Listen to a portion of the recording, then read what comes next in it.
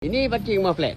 Jadi parking kunci. So bila dah masuk tempat depan parking macam ni, kan, kau tinggallah nombor walaupun kau dapat masuk parking. Sebab kalau kau tak tinggal nombor, kau tengok kereta ni. Kau tengok kereta ni. Dia tak tinggal nombor. Kan? Kereta ni lampu nyala. Takkan aku nak menjerit. Bapak besar lah. Sebab tu lah kita walaupun dapat parking, dapat masuk parking, tinggal nombor. Senang. Apa-apa jadi.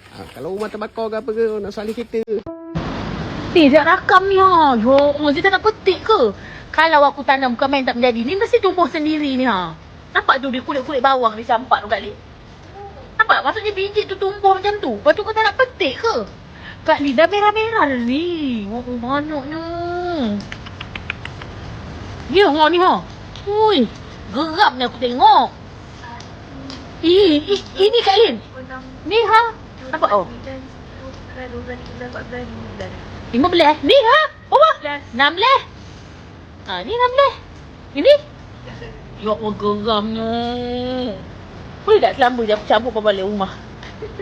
Ni siapa punya kepala otak punya idea design? Itu pasal jangan buat kerja lebih pandai. Ini para tahu punya orang yang kerja. Dia ingat dia banyak pandai, dia buat, sekarang sudah